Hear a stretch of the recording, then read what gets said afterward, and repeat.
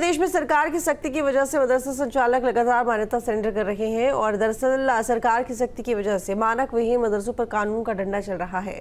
मानकों की अनदेखी कर मदरसा चलने वाले मदरसा संचालकों ने बिना मान्यता के ही मदरसे संचालित करने का फैसला लिया है। कानपुर में पिछले दिनों 12 मदरसा संचालकों ने मान्यता सरेंडर करने के लिए एप्लीकेशन दी है।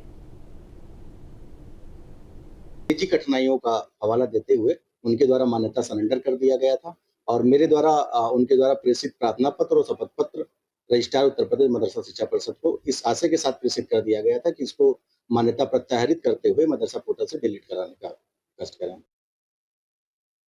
उत्तर प्रदेश सरकार मदरसों के मॉडर्नाइजेशन के लिए लगातार काम कर रही है। हाल ही में एनसीईआरटी की किताबों को भी लागू कर दिया गया है।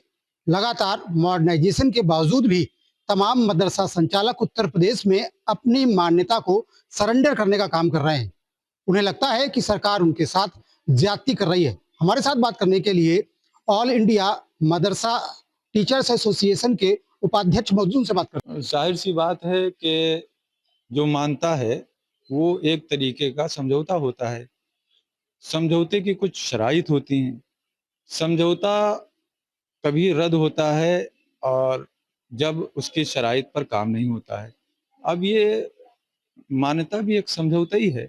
जाहिर सी बात है कि वो मान्यता कैंसिल करवाने की अर्जियां दे रहे हैं, तो कहीं ना कहीं वो जो उनसे वादे किए गए थे या जो मान्यता की शराइत हैं या जो उन्हें सहूलियात मिलनी चाहिए थी वो नहीं मिल पा रही हैं, तभी ऐसे हालात पैदा हो रहे हैं। सरकार चाहती है हमारी कि मदरसे जो है आधुनिक हो जाए, मॉडर्नाइजेशन के तहत मदरसे भी चलें और एनसीईआरटी की किताबें लागू हों और उनके तहत पढ़ाई हो। ये बहुत अच्छी पहल है, हम लोगों ने इसका बहुत पहले जो है स्वागत किया था।